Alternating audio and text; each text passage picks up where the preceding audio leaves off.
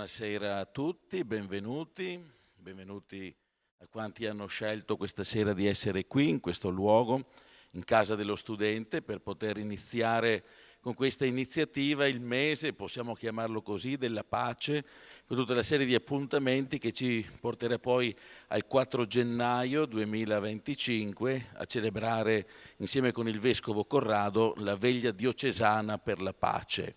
E un benvenuto anche a tutti coloro che attraverso la Tenda TV ci stanno seguendo in diretta questa sera o quanti ci ascolteranno nelle giornate a venire.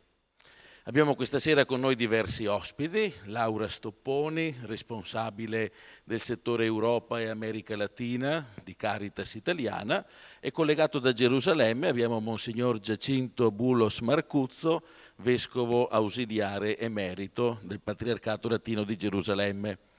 Con Monsignor Marcuzzo ci lega una particolare amicizia, lo abbiamo sentito nell'intervista lo scorso Natale proprio sulla situazione della guerra in Israele e Palestina. Ci colleghiamo con lui volentieri questa sera per avere un po' di aggiornamenti sulla situazione.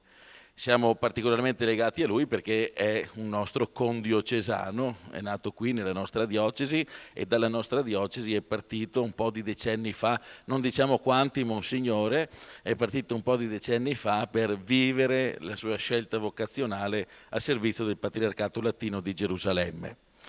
Grazie quindi a questi ospiti. Vorrei subito lasciare la parola a Monsignor Marcuzzo, perché proprio da quell'osservatorio privilegiato, dal Patriarcato Latino di Gerusalemme, ci raccontasse un po' com'è la situazione lì, nella guerra che ormai da oltre un anno si sta protraendo, e soprattutto con uno sguardo particolare su quella che è la situazione di Gaza e quindi anche su come la povertà e i più poveri possono essere anche vittime di quello che sta accadendo.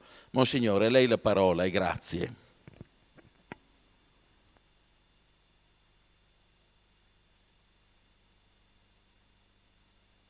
Monsignore, abbiamo l'audio chiuso, deve attivare l'audio, se no non la sentiamo.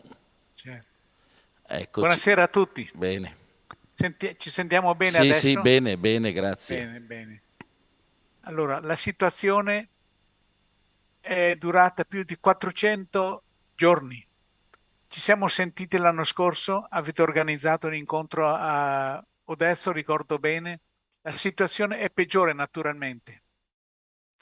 Gaza è completamente distrutta, totalmente distrutta. Non rimane più niente in piedi, né scuole, né chiese, né moschee, le costruzioni tutte. La gente è sfollata, 2 milioni di gente sfollata a Gaza. Dove? Chi qua, chi là, chi a nord, chi a sud, chi sotto i ponti, nelle strade, eccetera, eccetera. Nessuno ha la casa sua adesso. Non possono più uscire né entrare. È veramente una prigione a cielo aperto a Nazareth, Gaza adesso. E come vivono? È questo il problema. Molti muoiono di fame, molti sono bombardati, fucilati da cannonate, eccetera. Molti sono feriti e muoiono perché non ci sono medicinali e molti abbandonati così non trovano più sostegno, figli senza genitori, genitori senza figli, senza... È veramente un dramma, un'apocalissi. Dunque, cosa facciamo noi? Il nostro gruppo cristiano, per favore, è ancora là in piedi e intorno alla sua chiesa, alla scuola, alla casa delle suore, alla casa del parroco, sono circa 500 persone che vivono là. Alcune altre 200 vivono dagli ortodossi della stessa chiesa di San Porfirio a Gaza. Ogni 15 giorni adesso, è una cosa bella questa qui, eccezionale un po', da 2 mesi a questa parte, ogni 15 giorni abbiamo la possibilità di far entrare 200 tonnellate di alimentari, di medicine e per altre cose, ma non di soldi e non di altre cose, soltanto alimentari e medicine, anche un po' di strumenti educativi, se si può, per la scuola dei bambini. È una cosa che hanno ottenuto il Patriarcato Latino grazie all'interesse del nostro patriarca Michel Sabah Pisabal, e hanno ottenuto la possibilità di far entrare ogni 15 giorni 7-8 camion pieni di alimentari. Vengono caricati qui a Gerusalemme, vengono sradicati, voglio dire, controllati in Israele, vengono caricati, portati all'ingresso di Gaza, là vengono caricati di nuovo, controllati ancora, e dopo c'è un gruppo che li accompagna perché altrimenti sono assaliti. La gente muore di fame e appena vedono che un camion arriva con degli aiuti, assaltano. E questa possibilità è enorme per noi perché diamo la possibilità di vivere almeno, di non morire di fame. Molte persone sono morte di fame. Quante? Adesso si contano 45.000 persone uccise, più di 100.000, quasi 50.000 dicono i feriti a causa della guerra, a causa della violenza, ma anche a causa delle mancanze di medicine. E soprattutto 2 milioni di sfollati non sanno dove andare, girano per il distretto di Gaza non sapendo cosa fare e dove andare. Non c'è niente che funziona, meno l'enclave della nostra parrocchia di Latina Cattolica di Gaza, con padre Gabriele e padre Carlos e un padre Joseph, 3 sacerdoti del Verbo incarnato, vivono là, danno da mangiare alla gente, fanno naturalmente il sostegno morale e materiale naturalmente e aspettano che finisca la guerra. Noi vogliamo cessate il fuoco e siamo un po' increduli a vedere l'indifferenza, la sordità del mondo intero, della nostra comunità cristiana, anche d'Europa, dell'America, di tutto il mondo. Cosa fanno per fermare la guerra? Fermate la guerra, fermiamoci. L'ONU cosa fa?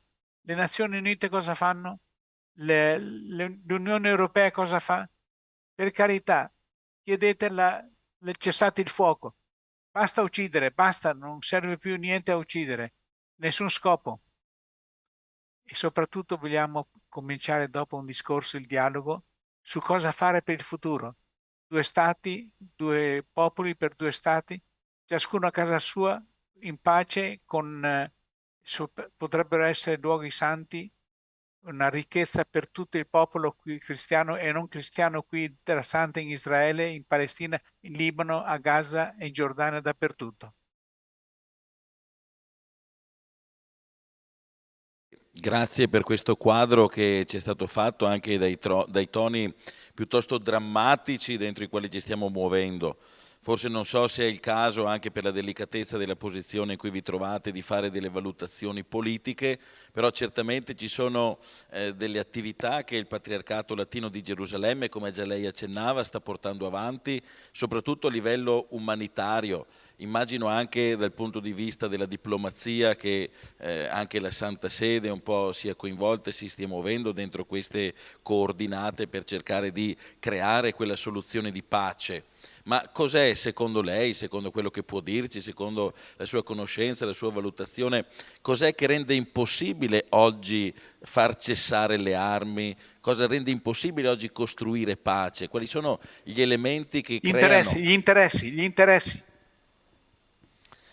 Certamente. A proposito, non voglio dimenticare che se possiamo aiutare la gente, che costa ogni camion costa tonnellate e tonnellate di alimentari, eccetera, è merito anche della diocesi di Vittorio Veneto e altre diocesi che ci hanno aiutato l'anno scorso, generosamente ci avete aiutato e con questo aiuto abbiamo potuto mandare camion di alimentari e di medicine a Gaza.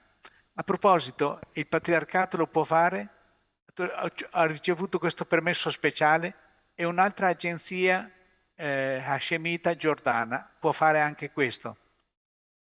Altri camion aspettano fuori Gaza, non possono entrare. È una grande ingiustizia anche questa. Migliaia di camion aspettano là fuori Gaza, ma non possono entrare. Con gli aiuti, con i medicinali e con altre cose utili per la vita naturalmente, non possono entrare. E allora, oltre alla violenza inaccettabile, oltre a questi questi impedimenti che non capiamo. Non siamo capaci di capire perché non lasciano entrare questi aiuti che aspettano fuori di Gaza. E vanno male, naturalmente, vanno perdute tutto quel materiale là. Cosa si può fare? Si può fare molto. Beh, prima di tutto non dimenticate mai di pregare. Praticamente dopo, se avete qualche possibilità, chiedete, soprattutto chi è a livello politico, bisogna fermare la guerra, bisogna fermare la guerra, bisogna fermare la guerra. Fermate la guerra. Se possiamo dopo aiutare, non restare indifferenti, non rimanere spettatori indifferenti, insensibili. Voi avete già fatto molto e state facendo anche molto adesso, grazie tanto, veramente grazie, ma non rimanete indifferenti. L'indifferenza è il grande problema nostro, che non sappiamo cosa fare, è difficile fare infatti, però dobbiamo cercare di fare qualcosa, quello che possiamo fare, per non rimanere indifferenti davanti ai fratelli e alle sorelle che muoiono, davanti a noi. Non possiamo accettare questo. Lei ci invitava proprio ora a vincere questa indifferenza e a fare quello che è possibile. Ci ricordava anche quello che è stato fatto grazie anche alla raccolta fondi dello scorso anno, realizzata dal Centro Missionario Diocesano, dalla Caritas, da altre realtà. Ecco, questa occasione forse è anche proprio propizia per annunciare un po' quello che già il settimanale diocesano anticipava oggi uscendo in edicola, e cioè che avviamo durante questo tempo di avvento, anche quest'anno, qui in diocesi, una raccolta fondi specificamente per l'aiuto a Gaza, e attraverso appunto il Patriarcato Latino di Gerusalemme, che come abbiamo sentito ha la possibilità di raggiungere in loco le situazioni, e direi anche le più drammatiche fra tutte le situazioni. Questa idea quest'anno ci è stata rilanciata, Monsignore, da un gruppo qui di Vittorio Veneto che ci ha chiesto: ma quest'anno non facciamo qualcosa per Gaza? Ecco, questo mi fa ben pensare, perché dice che c'è una realtà anche locale che respira questo bisogno di vincere l'indifferenza. Non è soltanto un appello nel vuoto, ma è il sentire anche della nostra gente. E allora non è soltanto una raccolta fondi che indiciamo così perché va di moda, ma è proprio il sentire di questo territorio che vuole essere vicino a Gaza, vicino al Patriarcato Latino di Gerusalemme, e far sentire anche nella concretezza dello spendere qualcosa, di dare qualche offerta, nella concretezza di una vicinanza che ha il sapore della fraternità. Un'ultima domanda, Monsignore, Grazie. prima di passare anche a sentire un po' Laura Stopponi, Caritas Italiana, cosa ci aggiunge a questa riflessione. Come vivete la fede in questo momento? Perché pagine bibliche che ci parlano della potenza di Dio, della misericordia di Dio, il Vangelo stesso ci ricorda nel punto suo più alto Gesù risorto che invoca pace a voi. Ma come vivete la fede? Come è messa in dubbio o messa in crisi anche la speranza dentro questo contesto? Cosa vivono i credenti della Palestina, della Terra Santa? Veramente siamo ammirati davanti ai nostri amici, le sorelle e fratelli di Gaza.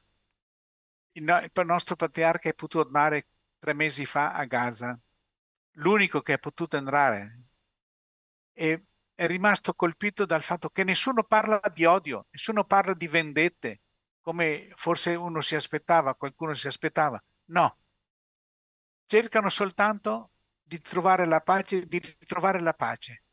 Chiedono soltanto scuola per i bambini, chiedono soltanto di vivere e di collaborare insieme, eccetera. Ringraziano tanto naturalmente.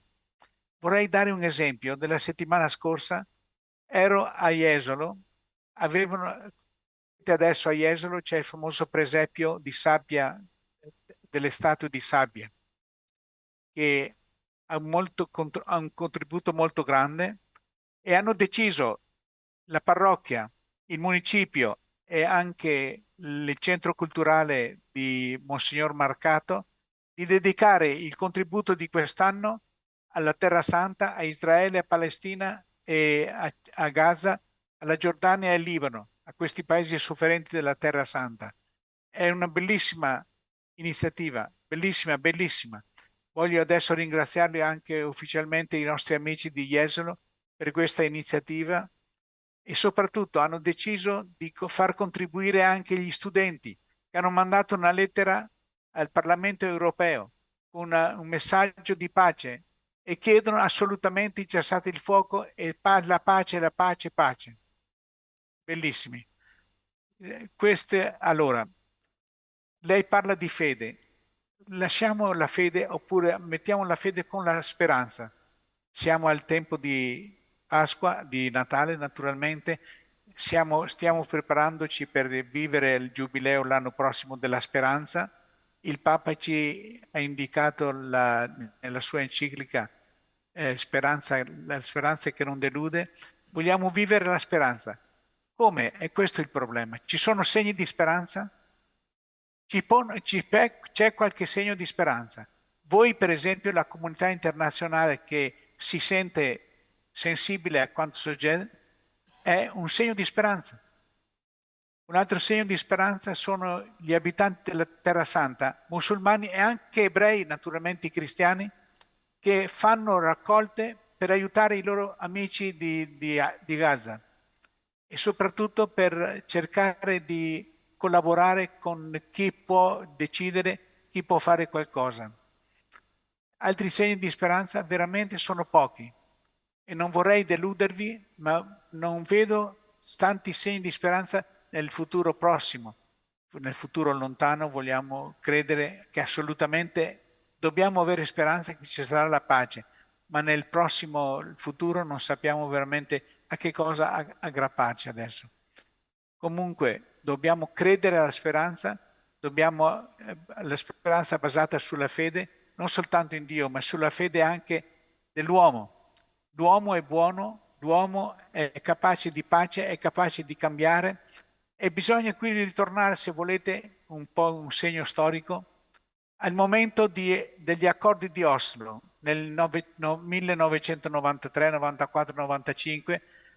Ci sono degli uomini politici che hanno sorpassato loro stessi, si sono sorpassati, erano militari, avevano ucciso tante persone, ma a un certo momento si sono accorti che non serviva a niente e hanno sorpassato il loro tempo, la loro vita stessa e hanno deciso di fare la pace, di riconoscerci regolarmente. Ecco gli accordi di Oslo, che sarebbe stato possibile la continuità del loro messaggio, del loro accordo, ma dopo è stato ucciso Rabin e tutto è andato male come non volevamo fare naturalmente. Ma dobbiamo ritornare allo spirito di Oslo. Grazie, grazie anche per queste così indicazioni. Io ho colto con molta sorpresa ma anche con molto gusto il fatto che lei dicesse che anche quando è stato il patriarca Pizzaballa a Gaza non si parla di odio, si parla di ricerca della pace e da un paese ferito, da una popolazione ferita e ridotta ormai al lumicino, parlare di pace e non di odio mi sembra questo davvero un gran segno di speranza. Ecco, forse anche noi possiamo imparare questa lezione di fraternità, di lettura di quelle che sono possibilità positive di costruire un futuro migliore, anziché restare ancorati ai rancori del passato. Grazie. Adesso se vuole rimanere in linea, se deve andare, perché lì siamo con un fuso orario, siamo un'ora più avanti, quindi se desidera anche andare, poi magari avremo modo di scriverci nei prossimi giorni, se invece desidera restare e ascoltare anche il successivo intervento, magari alla fine possiamo riprendere qualche ulteriore domanda. Laura Stopponi. Soltanto Padre Andrea, voglio ringraziarvi veramente per tutto quello che avete già fatto e tutto quello che state facendo, parrocchie, diocesi naturalmente, enti, agenzie, eccetera. Grazie, grazie tanto per tutto quello. Lo dico a nome anche di sua beatitudine il Patriarca, che adesso è a Roma per il Concistorio dei Cardinali, e soprattutto vorrei fare questo, ringraziare tutti voi a nome di tutti i cristiani, di tutti i musulmani e di tutti gli ebrei che soffrono, sono feriti, muoiono, ma sono là, sanno che molti amici nel mondo pensano a loro. Grazie, grazie, grazie, arrivederci. Grazie, grazie a lei anche per questa presenza di stasera. Bene Laura, allora Torniamo adesso a uno sguardo più situato da un altro osservatorio, quello della Caritas italiana. Ti occupi di Europa, America Latina, ma proprio per il servizio su quella che Caritas chiama l'area della mondialità, cioè l'impegno anche della carità nel mondo. Proprio da questo osservatorio particolare possiamo anche ampliare lo sguardo, no? Abbiamo sentito Gaza con il dramma che rappresenta, come anche in altre parti della Palestina e del Medio Oriente, ma non c'è soltanto questo. Ci sono altre situazioni di guerra, focolai di guerra, che probabilmente ci devono aiutare ad aprire anche gli occhi su quelli che possono essere stili di vita, decisioni politiche, qui chiamo in ballo sia la vita personale di ciascuno, sia anche la governance globale. Ecco, una parola a te per dirci un po' un panorama di quello che è oggi la situazione della guerra e pace. Abbiamo intitolato questa serata Paese che vai in giustizia che trovi, proprio per dirci che non è soltanto qualche punto qua e là dove le cose non funzionano, ma forse c'è una mentalità diversa, uno stile diverso di fraternità da ricostruire. Grazie di essere qui, anche perché oggi hai affrontato il viaggio da Roma con qualche incidente di percorso dei treni, come capita spesso in questi tempi, ma grazie di essere qui e grazie per quello che potrai dirci. Grazie a voi per l'invito. Io ringrazio sempre perché questi momenti sono per noi importanti perché ci fanno fermare, riflettere, mettere insieme le idee, perché per poterle esprimere uno deve un attimino fermarsi e recuperare. Non sono un'esperta, sono un'operatrice che lavora tutti i giorni sui progetti, quindi ho messo un pochino quello che è la mia esperienza, un pochino anche frequentando, forse è meglio? Ecco, frequentando anche luoghi, incontri, gruppi di lavoro si apprende dallo stare con gli altri. Ecco, io vi ho riportato qui delle frasi, quello che abbiamo sentito da Gaza purtroppo è una punta di un iceberg, di un mondo che è in fiamme. In questo momento, non per scoraggiare, vi dirò un po' di cose che a un certo punto direte, ma forse che cosa sta succedendo? Ma poi la luce ce l'avremo anche in fondo, ma in questo momento sì, è effettivamente un momento drammatico ed ecco perché è importante, quindi ringrazio Don Andrea per essere qua, per parlarne, perché dobbiamo parlarne, dobbiamo essere consapevoli che in questo momento dobbiamo vigilare perché il mondo è in fiamme. Io ho riportato qui delle frasi di Papa Francesco, lo so che è inflazionato, però è uno dei pochi che veramente adesso, soprattutto nel 2024, ha accelerato i suoi discorsi, ci sta sollecitando. E infatti ho riportato 3 frasi, gennaio, settembre, novembre. Come vedete è come un susseguirsi, un dirci guardate che la terza guerra mondiale a pezzi, lui ne parlava, pensate nel 2015-2016, sono passati quasi 10 anni e si sta verificando, però quello che era una volta i pezzi adesso è diventato quasi, questi pezzi si stanno unificando e quindi la situazione sta diventando molto più difficile.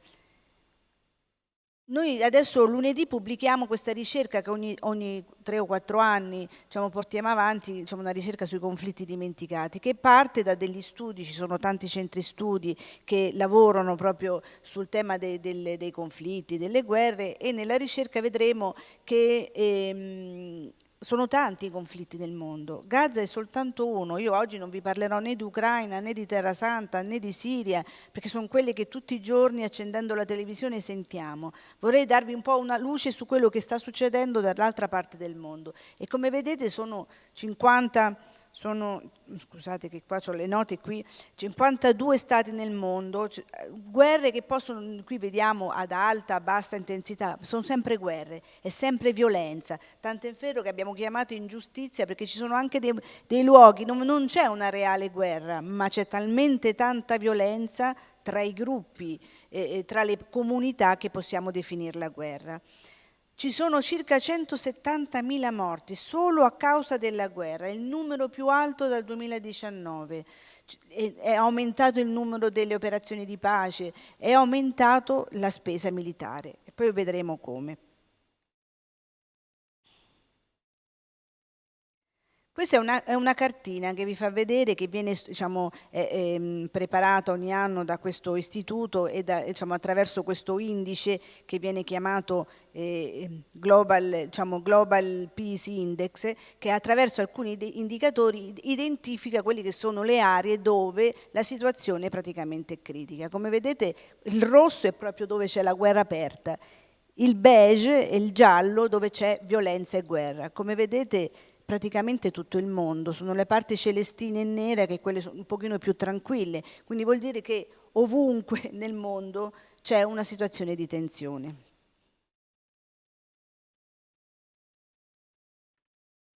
Purtroppo diciamo, oggi vi dirò tanti numeri, forse diciamo, sarà un po' faticoso seguirlo, ma dire che sono 300 milioni di persone in questo momento dipendono dall'aiuto umanitario, come Gaza. 300 milioni di persone è come l'Unione Europea tutta intera, più o meno siamo su intorno ai 300 milioni. Quindi un gruppo così, diciamo, una popolazione quasi pari al 70% dell'Unione Europea, in questo momento è nella situazione di Gaza, non di povertà, attenzione, di povertà assoluta, perché, diciamo, perché si trova in una situazione di conflitto o diciamo, ormai il conflitto e le conseguenze del cambiamento climatico sfortunatamente si stanno unendo, diciamo, sono bisognose di aiuto. E il 70%, 74 milioni sono proprio in Africa, dove sfortunatamente praticamente abbiamo anche le crisi in questo momento più gravi. Scusate, ho 2 computer da spostare, ma va bene. E come vi ho messo qui, vedete che sono i conflitti quelli che generano la maggior parte del bisogno umanitario, quindi i famosi aiuti umanitari. Quando parlava Monsignore, il suo nome? Marcuzzo, Monsignor Marcuzzo parlava di diciamo, acqua, cibo, coperte, tutto ciò che può servire a una persona per vivere quotidianamente. Sono soprattutto i nuovi conflitti in Etiopia, in Ucraina, in Sudan, ma vedremo anche in altre parti che stanno determinando questa richiesta. E purtroppo sappiamo che diciamo, coloro che subiscano maggiormente diciamo, le conseguenze del conflitto sono i bambini. Nel 2013 le violenze contro i bambini durante il conflitto hanno raggiunto livelli estremi con un aumento del 21%. Questo ce lo dice il segretario generale delle Nazioni Unite. I bambini che vengono rapiti, bambini che vengono uccisi, bambini che vengono mutilati, bambini che soffrono un trauma tale che se lo porteranno per tutta la vita. Noi purtroppo le immagini in questi periodi nelle televisioni ne vediamo tanti, ma sappiamo che i bambini e donne sono praticamente coloro che subiscono maggiormente le situazioni del conflitto. E per chiudere, questo però vi ho riportato questo sondaggio perché nonostante il mondo sia in fiamme, nonostante questa tragedia in corso, molti di noi in questo sondaggio che è stato fatto diciamo, sulla percezione degli italiani considera che la guerra è un avvenimento evitabile ma ed è anche in grado di citare una guerra negli ultimi anni, però in realtà diciamo, la vede come un qualcosa che è lontano, cioè forse con l'Ucraina abbiamo un po' percepito più l'idea della guerra, ma ancora diciamo, non la sente come un qualcosa che in questo momento sta toccando la vita di tutti noi. Tuttavia diciamo, il 70% vuole potenziare il ruolo delle Nazioni Unite e questo è un dato molto importante perché spesso diciamo, le Nazioni Unite adesso sono la bocca di tutti, diciamo, abbiamo sentito cosa sta facendo la comunità internazionale. In realtà gli sforzi ci sono, gli sforzi sono tanti, ma gli interessi economici che girano intorno a questi conflitti sono così elevati che è molto difficile l'azione sia delle Nazioni Unite che di tutti noi che stiamo lavorando in questo settore. Questo era un po' una panoramica generale, però andiamo a vedere quali sono le altre crisi su cui sarebbe importante soffermarci. Allora, vi ho portato diciamo, la prima da considerare in termini scusatemi, qui non si muove, anche perché ci sono i dati, è quella del Sudan. Quanti di voi hanno sentito parlare del Sudan adesso, in questo periodo? Il Sudan è un anno, in realtà ne abbiamo sentito parlare tanto nel passato, no? C'era stata tutta la questione diciamo, il dittatore diciamo, che per tanti anni ha portato avanti guerre interne e intestine, c'è stata tutta la questione della secessione del Sud Sudan, ma poi si era raggiunto una certa calma, si era raggiunto anche una democrazia, nel senso che la società civile era riuscita a riprendere il controllo del paese. Un anno fa è scoppiata questa terribile, terrificante guerra che ha portato a più di 12 milioni di persone che sono scappate dalle proprie case, di cui 3 milioni sono andati praticamente nei paesi che vedete circostanti, ma la maggior parte di loro sono vaganti nel paese in una situazione di povertà assoluta. Ci sono praticamente due fazioni, due generali che sono coloro che hanno contribuito a fare venir meno, a fare il colpo di Stato e quindi a far dimettere quello che era, diciamo, il governo di transizione, e adesso si stanno combattendo per cercare di avere il controllo. E per nostra sfortuna, diciamo, sono sostenuti da tantissimi stati. Quando il Monsignor Marcuzzi diceva gli interessi, lì abbiamo la Russia, gli Stati Uniti, la Francia, gli Emirati Arabi Uniti, l'Iran e diciamo, dall'altra parte abbiamo l'oro. Diciamo, il paese è ricco di oro e quindi attraverso l'oro viene finanziato questo conflitto. Aspettate che qui arriviamo qui. Forse sì, perché sennò con tutte e due le mani non ce la faccio, non riesco, perché qui si blocca lì di là. Ora la guerra, come vedete, ha affamato. Aspetta, no, vai. Ok, ci siamo? No, vai avanti. La prossima, grazie. Vediamo che, diciamo, quello che di nuovo, forse che è ritornato attraverso la guerra, che la guerra non è più una guerra di periferia, una guerra che noi chiamiamo a bassa intensità, ma la guerra in Sudan è stata così drammatica che ha portato praticamente alla distruzione di città, alla distruzione di strutture sanitarie, alla distruzione, diciamo, di tutto quello che può servire alla popolazione per sopravvivere. Per cui ha portato praticamente, come vedete, a 2 sudanesi su 3 senza cure sanitarie, quando è scoppiata una gravissima epidemia di colera e quindi tantissimi sono i morti derivati dal fatto che non possono accedere alle cure sanitarie. Vai pure. La guerra ha inoltre, diciamo, affamato la gente. Quando abbiamo scritto lì 25 milioni di persone colpite da grave malnutrizione, sono persone che stanno morendo di fame. La cifra è talmente grande che tra noi colleghi, l'altro giorno è uscito dal suo ufficio il mio collega Fabrizio che sta seguendo la crisi del Sudan e aveva le lacrime agli occhi. Avevamo un colloquio tra le varie Caritas che in questo momento, le poche che stanno lavorando insieme per cercare di portare degli aiuti alla Caritas del Sudan, e la situazione è arrivata a una tale gravità che non si può più nascondere, occorre parlarne, perché non so se vi ricordate, diciamo, la crisi del Darfur, le siccità del Sahel, siamo arrivati a quella, diciamo, dimensione che probabilmente Gaza e l'Ucraina non sono neanche lontanamente avvicinabili a quello che sta succedendo lì. Per cui è la prima crisi in ordine anche poi per noi, perché a differenza di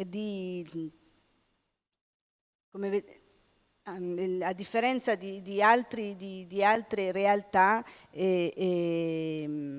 praticamente non sta raccogliendo fondi. Dei 2 miliardi necessari per una minima parte di intervento, soltanto il 50% è stato recuperato dagli aiuti delle organizzazioni internazionali, quindi non ci sono neanche le risorse.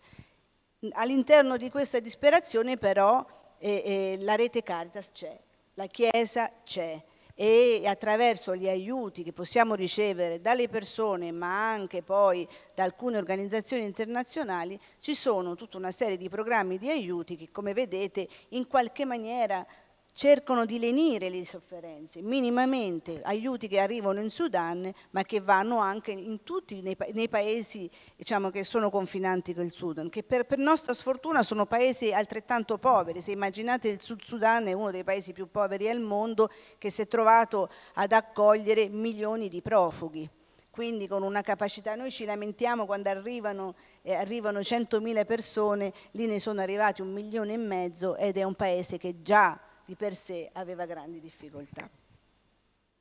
Ma passiamo a una seconda crisi. Questo è un altro luogo, io direi infernale, perché è la zona del Sahel. Diciamo, non so se se vi ricordate, negli ultimi 2 o 3 anni ci sono stati una serie di colpi di Stato in Burkina Faso, in Mali, in Niger.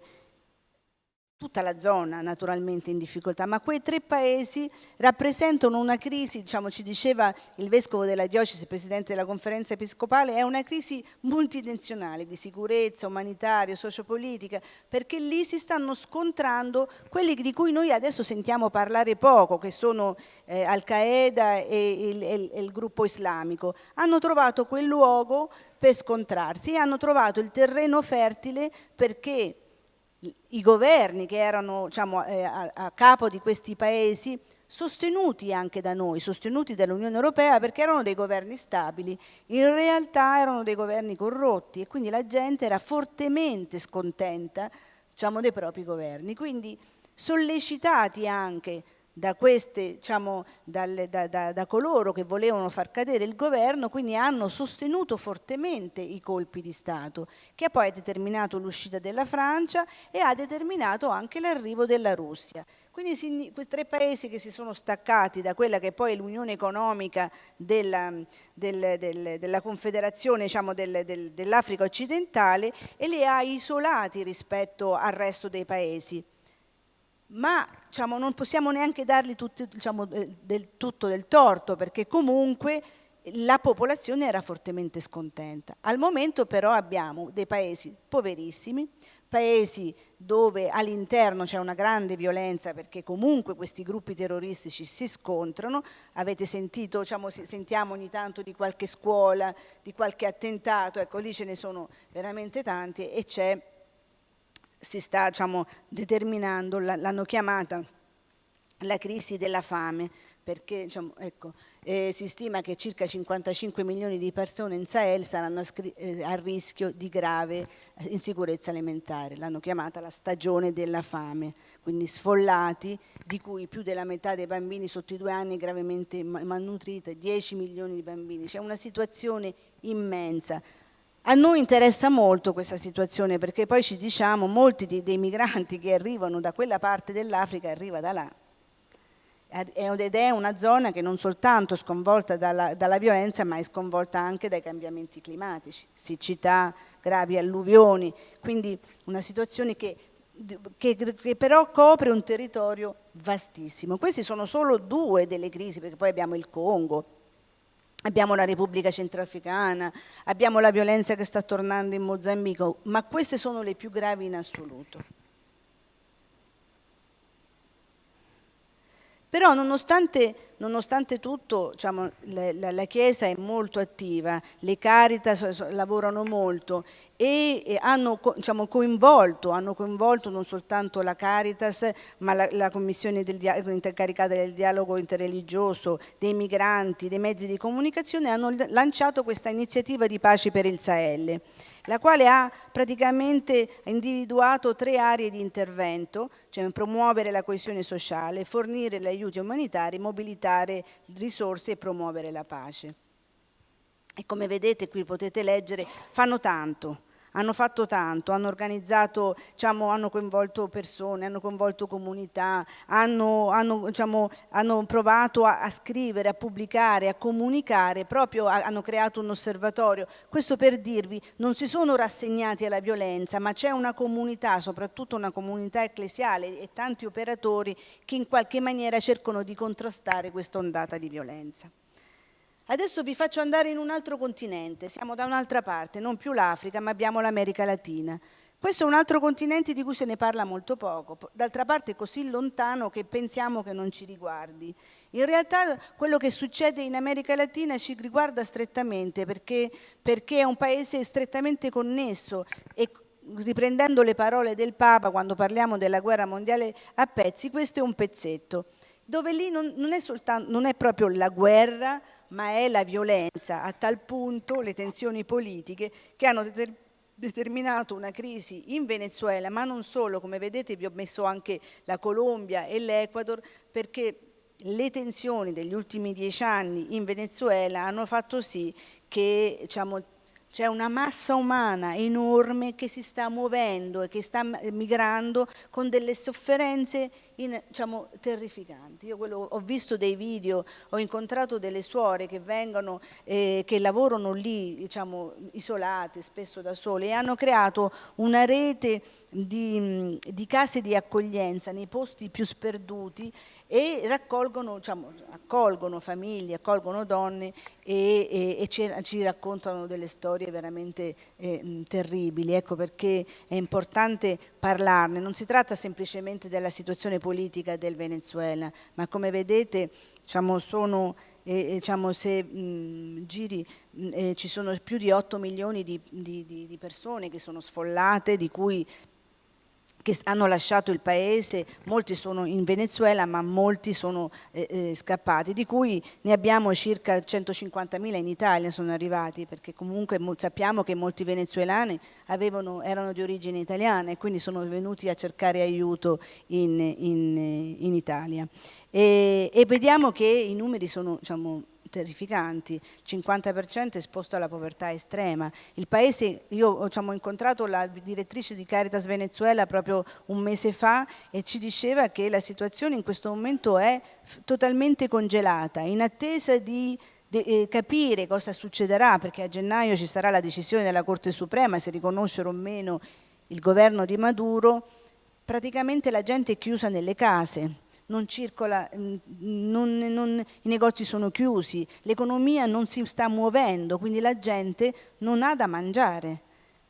Molta gente che era scappata all'estero è rientrata perché sperava che le opposizioni potessero vincere, in realtà sono rimasti bloccati. Quindi abbiamo veramente milioni di persone e il governo ha appena approvato una legge che vieta alle ONG, soprattutto straniere, di operare. Quindi in questo momento c'è la Caritas.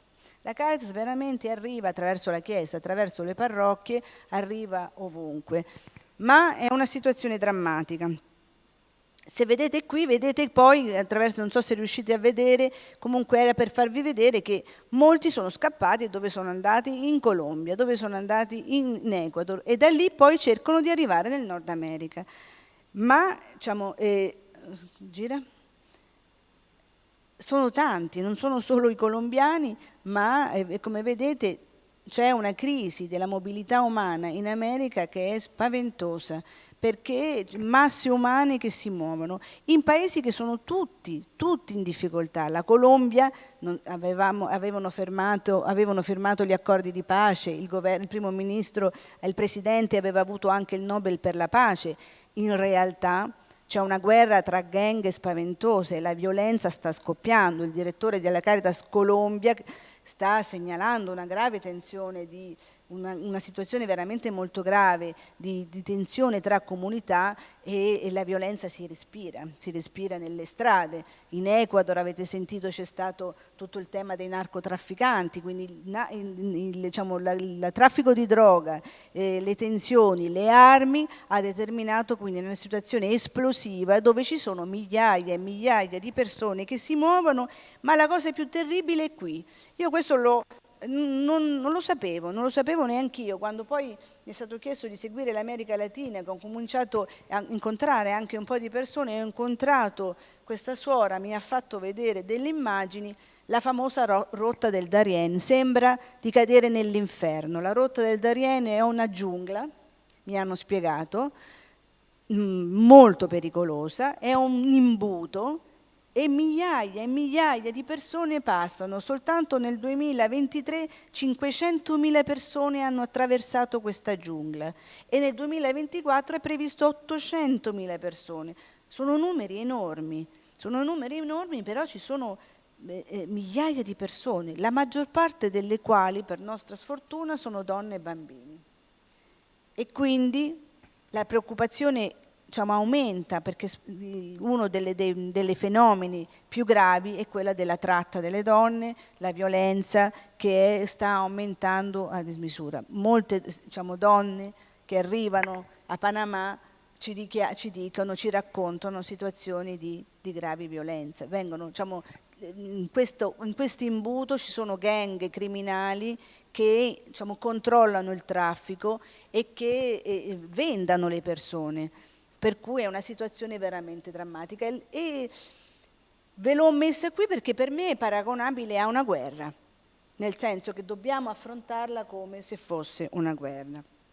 E come vedete, questo sono un po', diciamo, l'OCHA, che è l'organizzazione che gestisce anche e che pubblica anche i bisogni, diciamo, delle umanitari, di che cosa hanno bisogno queste popolazioni e di quante risorse c'è bisogno. E come vedete gli appelli che lanciano, se guardate poi nella percentuale, sono coperti al 2, al 4, al 25, al 40%, ben lontano da quello di cui loro avrebbero bisogno. Quindi c'è un disperato bisogno di. Nonostante questo c'è una grande mobilitazione di Caritas che lavorano come vedete su vari fronti. Ve l'ho lasciato in spagnolo, ma penso che sia comprensibile, sul tema della sicurezza alimentare, la salute, la nutrizione, la mobilità umana, la comunicazione e gli strumenti di vita.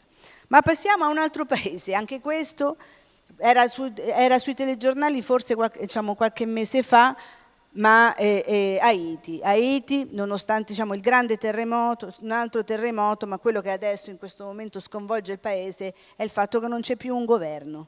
Praticamente ci sono delle gang che si combattono tra di loro e la gente scappa, non sa dove andare, la gente è totalmente in balia perché la stessa polizia è corrotta. E l'ultima cosa l'altro giorno eravamo al telefono con la direttrice della Caritas della Repubblica Dominicana.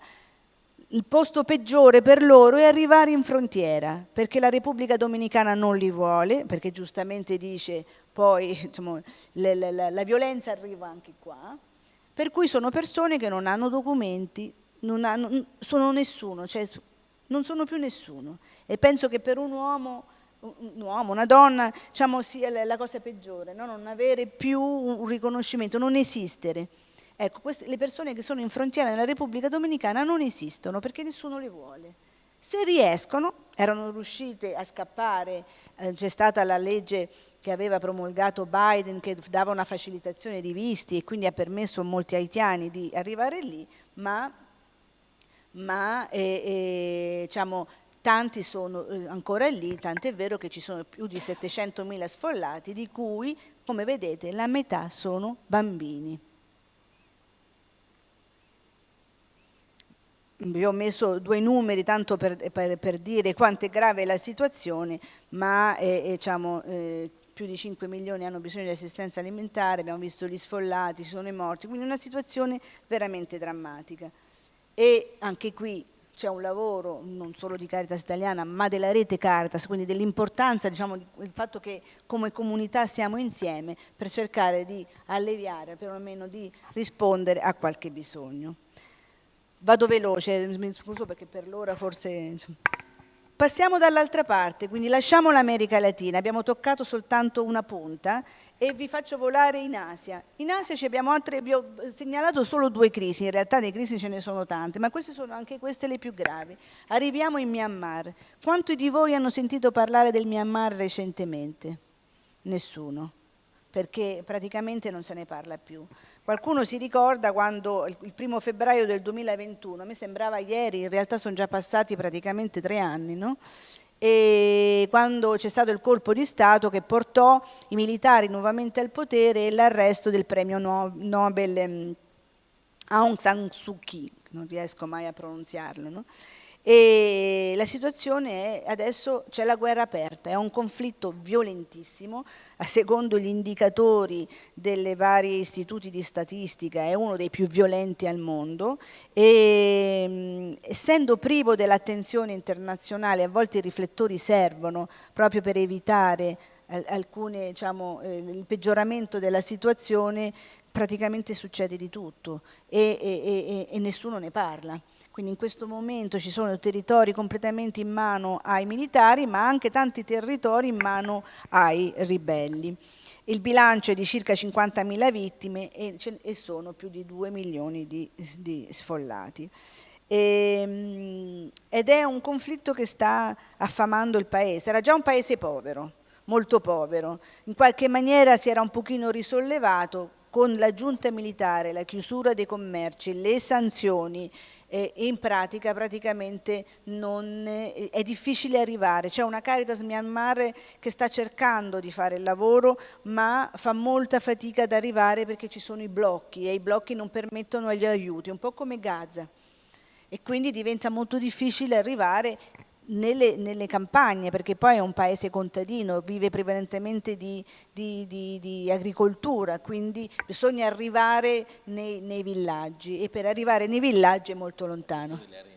Le famose aree interne, sì. E poi ci sono gli interessi economici. Tutti questi paesi, in Venezuela c'è il petrolio, in Colombia c'è la droga, c'è l'oro. Qui abbiamo tutto il commercio, questa è la rotta commerciale che ha sviluppato la Cina per arrivare al porto, quindi ha bisogno e si è alleata con la giunta militare perché ha bisogno del controllo di questa rotta alternativa per le forniture di petrolio dal Golfo Persico. Ecco perché diciamo, la giunta militare non cade, perché comunque è tenuta in piedi per interessi economici. Dentro questa crisi c'è la crisi dei Rohingya. Nel 2017, non so se vi ricordate, c'era stata la grande migrazione dei Rohingya, 700.000 uomini, adesso sono più o meno 1 milione, che sono tutti concentrati al confine del Myanmar, in Bangladesh, in un campo che accoglie più di 1 milione di persone. Noi quando pensiamo ai nostri centri di accoglienza dei migranti, che ci spaventiamo, no? Parliamo di numeri, forse io non sono molto esperta, 200, 300 persone, no? Qui c'è 1 milione di persone. Naturalmente non hanno i container, hanno delle casupole, spesso hanno delle cose fatte con le frasche e legno, e lì vivono dal 2017 perché diciamo, non possono avere la cittadinanza birmana, quindi non ce l'hanno dal 1982, non possono muoversi, quindi né in Myanmar né in Bangladesh, e non hanno diritto alla proprietà privata. Quindi in pratica sono la popolazione apolide del mondo. Cioè praticamente sono anche loro nessuno. Io adesso riguardando, anche in funzione diciamo, anche della serata di oggi, sono andata a riguardare gli ultimi dati e sono rimasta sconvolta. Perché pensare a tutta questa gente che non si può muovere, cioè non puoi, noi tutti, perlomeno diciamo, avendo figli, nipoti, no? Pensiamo al futuro della prossima generazione, con questi difficilmente perché non hanno strumenti. Le agenzie umanitarie hanno richiesto più o meno 800 milioni di dollari per assistere queste persone, naturalmente anche questo appello è rimasto praticamente non finanziato, quindi senza risorse. Nonostante questo c'è una Caritas, una chiesa molto attiva, una Caritas molto attiva, che ha tutta una serie di attività che sta cercando di portare avanti, tra cui leggevo i nostri colleghi, tra cui Beppe Pedronne, che è proprio di queste zone, è appena stato a Bangkok a incontrare la Caritas del Myanmar, e uno dei lavori che fanno, secondo me molto importante, è proprio quello di andarsi a cercare tutte le comunità di villaggio e le piccole organizzazioni e sostenere queste organizzazioni, quindi non tanto andare con centinaia di operatori, anche perché è difficile farlo, ma provare ad arrivare alle comunità più lontane per cercare di dare una mano. Questo sempre per dirvi, non guardiamo tutto nero, ma c'è sempre una goccia di speranza. E l'ultima delle crisi, poi diciamo, è l'Afghanistan. L'Afghanistan voi lo conoscete perché so che avete accolto delle famiglie che sono arrivate con i corridoi umanitari, no? Ecco, se tutti lo sanno, ma lo raccontiamo. Ecco, l'Afghanistan, abbiamo visto, se vi ricordate, ad agosto c'era stata quella tragedia immane all'aeroporto, no? La città che scappava. Abbiamo abbandonato questo paese dopo tanti tentativi per cercare di dare una mano. In realtà praticamente sono rimasti soli. 40 anni di guerra queste persone hanno vissuto, poi sono 40 anni, da quando c'è stata l'invasione praticamente della Russia, vivono in guerra e dopo il ritiro delle forze, diciamo, internazionali praticamente sono in balia dell'onda.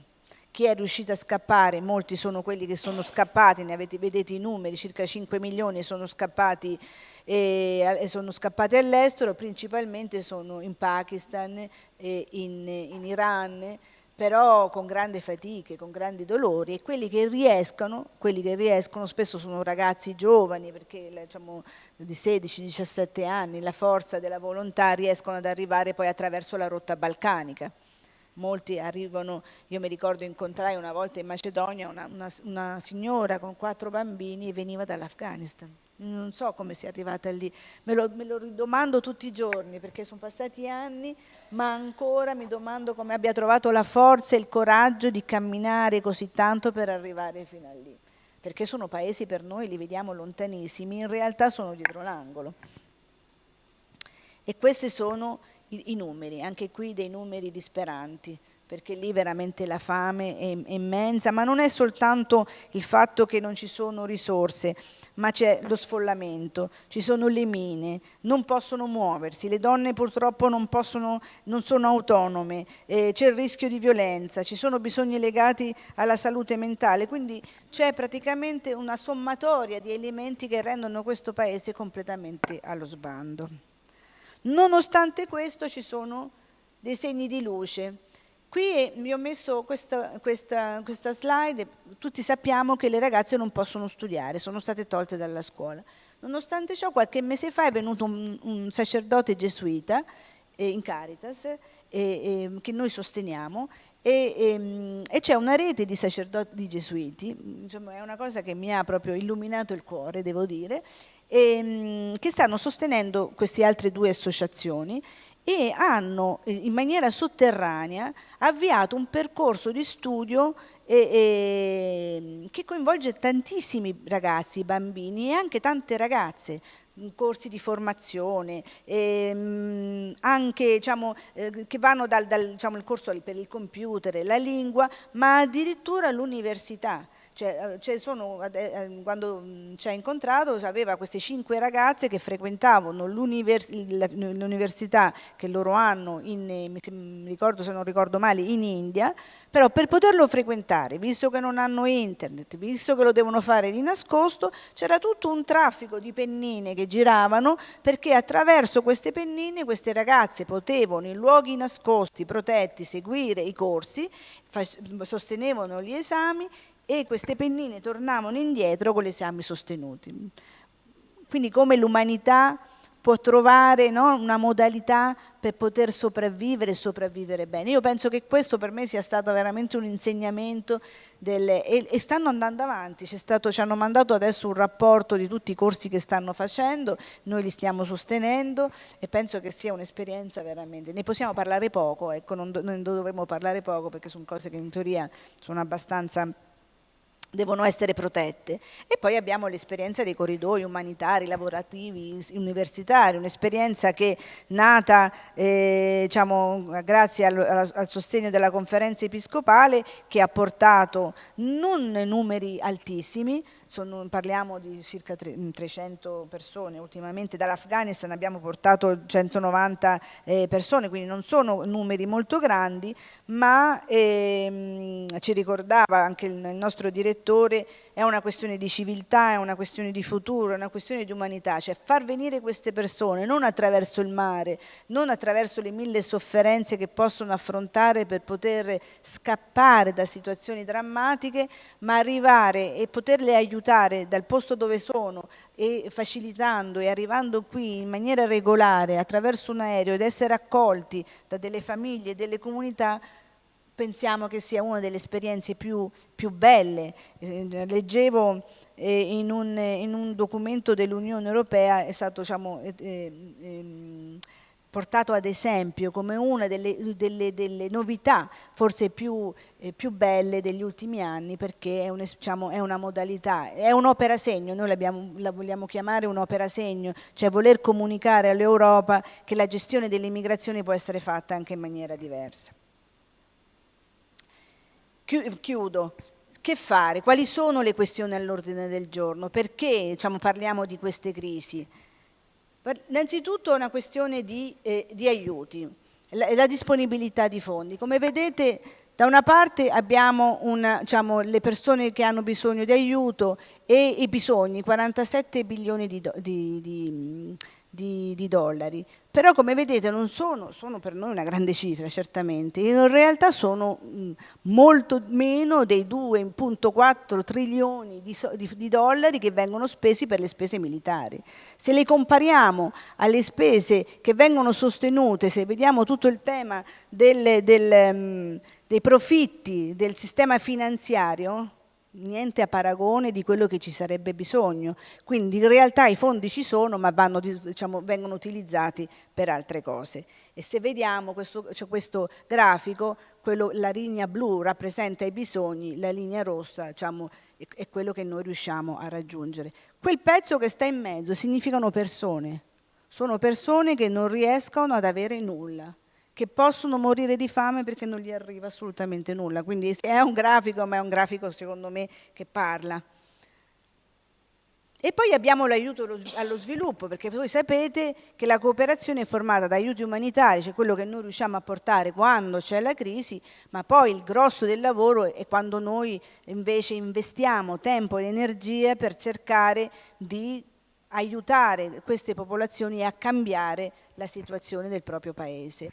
E anche lì qual è il problema? Il problema è che da una parte le risorse stanno diminuendo e dall'altra le risorse vengono utilizzate per altro. Questo è un grafico che fa vedere come praticamente ci sono due grosse questioni. Da una parte molti dei fondi che dovrebbero andare alla cooperazione e allo sviluppo vengono utilizzati per l'accoglienza di migranti.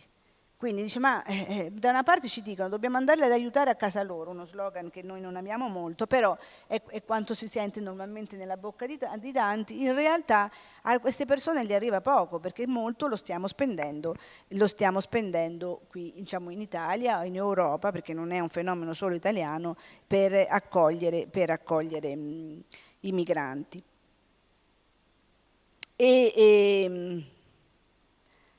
E dall'altra poi il fatto che, non stavo guardando le mie note, e il fatto che poi sta naturalmente diminuendo, ma soprattutto viene utilizzato dai governi per raggiungere i propri interessi strategici. Se noi pensiamo al piano Mattei, tutti l'abbiamo sentito, abbiamo visto, in realtà che cos'è questo piano Mattei?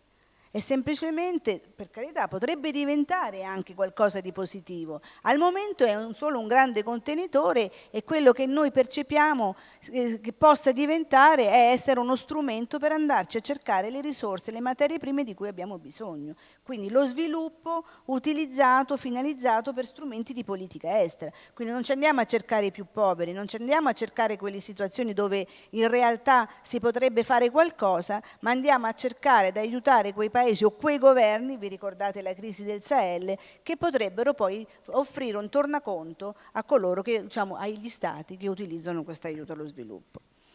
Come vedete l'Italia non è da meno. L'Italia ha fornito 6 miliardi di dollari degli aiuti allo sviluppo nel 2023, pari allo 0,27. Peccato che l'Italia ha sottoscritto accordi e ha preso impegni a livello internazionale di raggiungere lo 0,7. Non solo non l'ha mai raggiunto, ma stiamo riducendo addirittura gli aiuti che dovremmo dare. Quindi c'è stata una diminuzione più o meno del 15%. E un terzo dell'aiuto serve per far fronte ai costi di accoglienza dei migranti. Quindi stanno riducendo, non rispettiamo gli impegni che prendiamo e in più un terzo di questi li usiamo in Italia. Cosa si può fare? Ci sono tante organizzazioni, tra cui anche Caritas Italiana, che ha lanciato la campagna 070. Se andate sul sito della campagna ci sono tante idee, anche proposte da portare avanti, perché dobbiamo premere il governo per aumentare le risorse in via di sviluppo. Altro tema è le armi. Quindi da una parte diminuiamo i soldi, dall'altra aumentiamo i soldi, diciamo, ci stiamo riarmando, ci stiamo drammaticamente riarmando. Si registra un aumento di 2.400 miliardi, ma leggevo alcune cifre che mi hanno spaventato. A parte la Russia che ha aumentato del 57%, ma anche gli Stati Uniti addirittura raggiunge il 4% del PIL e spende il doppio di quello che spendono 30 paesi alleati della NATO. Sono aumentate addirittura la spesa per gli arsenali nucleari, che quando ci pensiamo ma siamo impazziti, eppure sono aumentati gli arsenali nucleari. E pensiamo, e qui c'è tutta la spirale reazione dilemma della sicurezza, stiamo aumentando le risorse diciamo, per le armi perché pensiamo di essere più sicuri, cresce la violenza, crescono le armi perché siamo più sicuri. In realtà è una spirale che si sta creando e che sta preoccupando tutti, nel senso che stiamo veramente, diciamo, quando sentivamo prima Monsignor Marcuzzi, ma il Papa che ci dice fermatevi, è proprio questo. Se pensate che c'è stato un aumento di 200 miliardi che è pari all'aiuto allo sviluppo, un aumento, non il totale è quell'altra cifra lassù. Per cui come si fa a ridurre diciamo, la violenza se facciamo circolare sempre più armi? E la cosa drammatica è, diciamo, gira pure, sappiamo bene, adesso queste sono due delle campagne che trovate anche, diciamo, tra le varie ONG che stanno lavorando per cercare di sensibilizzarci nel dirci dobbiamo fermarci, è perché da una parte sono state scoperte che in Sudan, dove avete visto i numeri, stanno arrivando armi da tutte le parti, anche dall'Europa, perché poi nei giri che fanno i mercanti d'armi arrivano lì, e il Sudan hanno trovato quindi un grande quantitativo di armi che stanno arrivando all'Unione Europea. Lo stesso sta succedendo per Israele. Questa è una notizia di questa nave che ha girato e che adesso è arrivata in Montenegro e Slovenia. La Namibia non ha voluto che, diciamo, attraccasse nei porti del proprio paese ed è piena di armi che è destinata a Israele. Adesso sta, diciamo, nei porti di Montenegro e si sta cercando di capire come farà a far arrivare le armi. Quindi le armi circolano, si muovono e arrivano. Noi abbiamo, diciamo, sottoscritto, sono 10 anni, c'è stata adesso ad agosto la 10ª conferenza degli Stati parti del trattato, questo ATT, del commercio delle armi, ed era un trattato che riprendeva un po' con la nostra legge 185 che diciamo, obbligava gli Stati a controllare il commercio delle armi. E nonostante, diciamo, questo trattato in realtà si sta camminando all'indietro, tant'è vero che in Italia proprio in quest'anno si sta rivedendo la legge 185 che diciamo, 30 anni è stata una legge all'avanguardia, diciamo, rispetto anche a tanti altri paesi europei.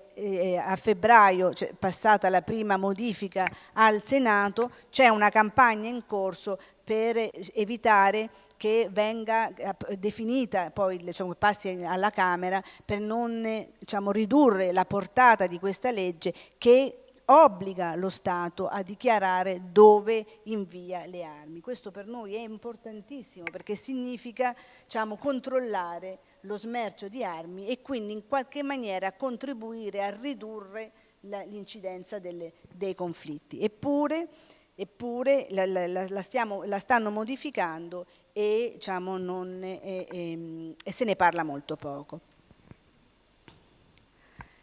Abbiamo visto quindi, questa è la guerra. Io ho preso questa fotografia perché l'Ucraina poi ci dice molto. Ora vediamo la Siria, però anche la guerra in Ucraina, mi occupo poi specificatamente dell'Ucraina e devo dire questa fotografia rispecchia molto il sentimento delle persone quando uno va là. quando si dice, io ho ripreso le frasi di Fratelli Tutti, quando dice per dire no alla guerra bisogna dire no alle armi, e penso che come sempre il Papa è profetico e bisogna veramente riprenderlo. Io lo utilizzo e consiglio molto anche diciamo, ai miei nipoti, ai ragazzi, anche a coloro che stanno lontano, diciamo, un po' dal nostro mondo, perché in realtà quello che lui dice è praticamente, diciamo, deve essere universale. E cosa possiamo fare noi quindi rispetto a quanto abbiamo detto? Possiamo organizzare incontri di sensibilizzazione, dobbiamo capire quali sono le connessioni con la nostra realtà quotidiana, perché se noi alziamo lo sguardo, guardiamo il mondo e riusciamo a riprodurre e dire ma quello che sta succedendo qui e facciamo vedere ai nostri vicini quali sono le connessioni, forse questo è lo sforzo che dobbiamo fare, perché è complesso, è difficile, ma dobbiamo sforzarci in questo, probabilmente riusciamo a sensibilizzare maggiormente le nostre comunità a vigilare, no? Ad essere attenti. Bisogna informare sui processi internazionali, queste campagne, la modifica della legge, i trattati, il mancato rispetto delle convenzioni. Non si tratta semplicemente di dire avrai una multa o non avrai una sanzione, perché il mancato rispetto del diritto internazionale significa che ogni giorno noi perdiamo un pezzetto di noi stessi. Quello che è successo in Ucraina, per quanto non possiamo dire bianco e nero, non possiamo dire l'uno è cattivo e l'altro è il buono, ma è una violazione del diritto internazionale, che significa che ha garantito la pace e la democrazia fino adesso nell'Europa. Il venire meno significa che noi stiamo camminando verso la guerra. E naturalmente valorizzare gli aspetti della dottrina sociale. Io qui ho riportato, diciamo, giusto due frasi, ho ripreso due frasi di Fratelli Tutti, ma soprattutto il messaggio del cardinale Pizzaballa, che ha proprio rilanciato questo l'anno scorso. Ci vuole coraggio per essere capaci di chiedere giustizia senza spargere odio, un po' le parole che ci sentivamo prima. Ci vuole coraggio per domandare misericordia, rifiutare l'oppressione, promuovere un'uguaglianza senza pretendere l'uniformità, mantenendosi liberi. Penso che siano parole veramente profetiche. Siete stanchi, quindi non ve lo leggo, vi consiglio la lettura, non so se un pezzetto. Tra poco inizia l'anno santo, no? Il 24 dicembre.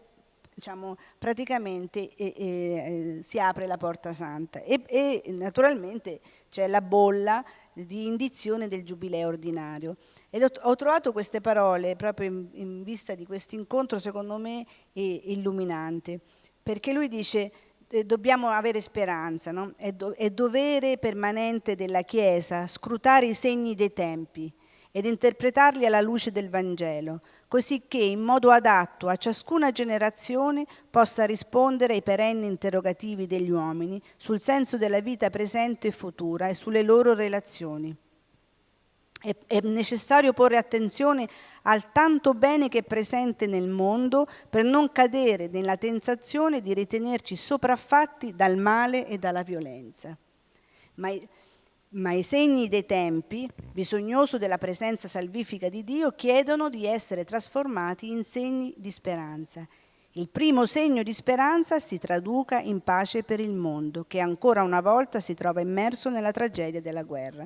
E quindi lui dice: il prossimo giubileo sarà un anno santo caratterizzato dalla speranza che non tramonta. Dio ci aiuti a ritrovare la fiducia necessaria. Penso che siano proprio per non lasciarvi con la tristezza negli occhi per tutte le tragedie che abbiamo visto, però forse noi siamo dei segni di speranza e dobbiamo portarli avanti, abbiamo il compito in visto anche dell'anno santo. Grazie. Grazie Laura. Il nostro vescovo, tu non lo sai, non puoi saperlo, ma il nostro vescovo ha copiato un po' queste intuizioni di Papa Francesco nell'indirizzarci la lettera pastorale di quest'anno, Seminare la speranza, e ci chiedeva proprio di passare dal sogno ai segni, e quindi anche la carità diventa uno di questi segni concreti che alimenta in noi la speranza.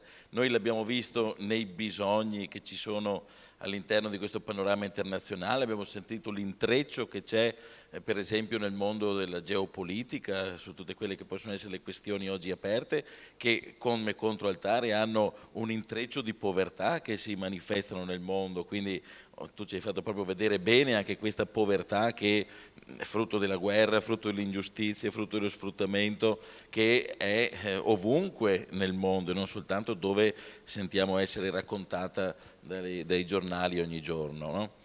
Ecco, dentro questi segni il Giubileo, quindi Diocesi da Noi, ci proporrà di andare a visitare alcune opere di carità, tanto per dirci che l'ottimo è nemico del bene intanto, quindi senza aspettare che tutto sia ottimo, già possiamo costruire dal nostro piccolo relazioni di pace, sconfiggere l'ingiustizia, far vedere una relazione diversa possibile. Poi certo, da goccia a goccia possiamo arrivare anche verso situazioni internazionali. Colgo un po' la palla al balzo rispetto a quello che accennavi tu, Laura, nell'intervento che hai fatto, raccontando un po' quello che Caritas Diocesana qui nel territorio cerca di fare rispetto a questi temi, che poi si fanno tante cose ma magari non sempre si ha il modo di raccontarle. C'era il nostro vecchio direttore del settimanale diocesano che diceva che non basta soltanto saper fare, ma bisogna anche far sapere, perché è vero che il bene è concreto ed è reale, ma è anche vero che raccontare il bene suscita altro bene. Ecco, qui da noi Laura si occupa, dicevo all'inizio, del settore mondialità, tra l'altro la prossima settimana proprio a Roma con la Caritas italiana c'è un momento anche di confronto fra tutte le Caritas diocesane a livello nazionale. E anche la nostra diocesi, la nostra Caritas si occupa della dimensione della mondialità. Siamo aperti in diversi fronti, sapete, dei campi estivi che si fanno con i ragazzi in Bosnia, la scuola di pace, il senso di una sfida, di una cultura che cresce nel confronto tra culture e non nella contrapposizione. Quest'estate abbiamo aperto la collaborazione con la Turchia, eravamo a Smirne, dove abbiamo potuto incontrare profughi provenienti dall'Afghanistan, a proposito di quello che ci è stato raccontato questa sera.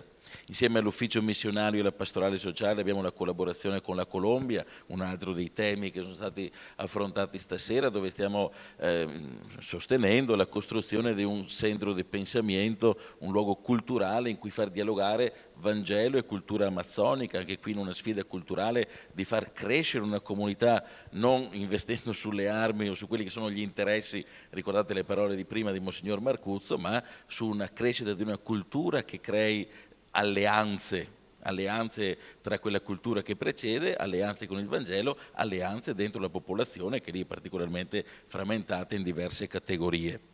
Ma ancora, diceva prima Laura, parlava dell'esperienza dei corridoi umanitari.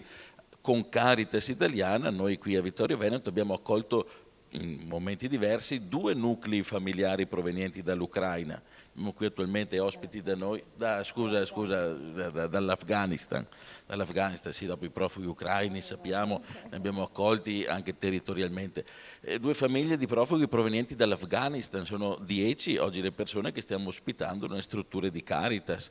Allora c'è sotto traccia effettivamente un panorama mondiale che si sviluppa nelle coordinate che ci sono state raccontate, ma c'è anche una realtà territoriale qui nel nostro piccolo che cerca di restare non chiusa in se stessa ma aperta al mondo. È proprio in questa sinergia particolare, universale, impegno e anche racconto che si crea un po' una cultura che cerca di vincere l'ingiustizia e cerca di essere promotrice di pace. Una pace che viene costruita qui nel nostro piccolo, ma una pace, grazie a questa dimensione della mondialità, capace di guardare al mondo e ai problemi del mondo, per riflettere quello che accade a livello universale, ma cercare di dare il proprio contributo per passare dal sogno della pace al segno concreto di una carità in atto. Vedo che c'è anche Monsignor Marcuzzo che è ancora collegato con noi, grazie di essere stato presente. Non so se c'è qualcuno che ha qualche riflessione, che vuole intervenire qui tra i presenti, o anche porre una domanda, o anche porre l'accento su alcune dimensioni che possono essere state toccate e non magari approfondite, oppure se ci sono delle sottolineature che volete condividere. vedo qualcuno che si muove, ma non penso voglia essere un intervento. Monsignor Marcuzzo, un ultimo intervento da parte sua, se vuole un saluto, una raccomandazione, ecco, che le chiederemmo di darci un po' per sostenere anche questa raccolta fondi per Gaza e per il Patriarcato Latino di Gerusalemme che vogliamo avviare, che ci motivi un po', ecco, a spenderci per questa cultura di pace. Sempre il microfono, mi raccomando, da attivare. San Francesco di Sales diceva: un santo, un uomo buono, è qualcuno che agisce con una tazzina di scienza, con un barile di prudenza e con un oceano di pazienza. Con un po' di pazienza, di dialogo, certamente si possono fare tante cose. Non so dove, ma è stato scritto che la guerra comincia dove finisce il dialogo. Naturalmente, e il dialogo è importante, non soltanto diplomaticamente, anche amministrativamente. Tutto è pazienza, pazienza, pazienza. Grazie, grazie Monsignor Marcuzzo, soprattutto per questa indicazione, una tazzina di scienza, un barile di prudenza, un oceano di pazienza. Ecco, forse è una ricetta da cominciare a vivere, Laura, no? Un ultimo invito che vorresti darci tu per dire un po' dal punto di vista del tuo osservatorio di Caritas Italiana, un suggerimento, una Caritas diocesana, una realtà locale, come poter essere oggi un segno di novità, un segno che combatte un po' l'ingiustizia dentro il nostro contesto territoriale. Penso che già voi siete, come le esperienze che ci hai raccontato, presenti. Ecco, la cosa importante è esserci. Se vogliamo essere segni di speranza dobbiamo informarci, dobbiamo partecipare, dobbiamo dare anima al bene, perché altrimenti il bene rimane confinato negli angoli e non si fa sentire. Invece dobbiamo in questo momento uscire dalle nostre case, muoverci, quindi aiutare la Caritas diocesana a coinvolgere le comunità, i giovani, perché i giovani sono molto sensibili non è vero che non sono presenti, ci sono e sono molto attenti sui temi dell'ambiente, sui temi della guerra, delle armi, per cui bisogna veramente, è un po' una chiamata, non mi piace dire una chiamata alle armi perché si ricorre, ma proprio una chiamata per dire adesso è il momento di darsi da fare.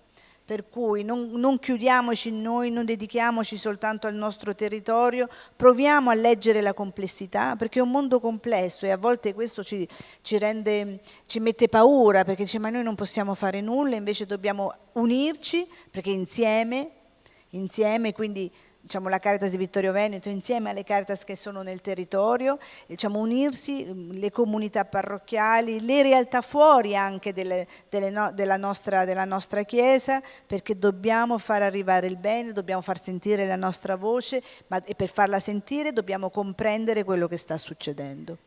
È uno slogan, detto in altri termini, che stiamo ripetendo nelle comunità dove stiamo andando a trovare i centri di ascolto: no alla delega, ognuno può fare la propria parte senza dire tanto fa la Caritas, tanto non è roba mia, ognuno è chiamato a fare la propria parte. Penso che sia un po' quell'artigianato della pace che Papa Francesco ricorda in Fratelli Tutti e quel compito che questa sera rinnoviamo come nostra responsabilità personale. Grazie Monsignor Marcuzzo, grazie Laura Stopponi, Caritas Italiana, grazie a chi ci ha seguito. Da oggi riprende il nostro impegno per essere costruttori di pace. Buona serata. Grazie. E buon Natale. E buon Natale, buon Natale.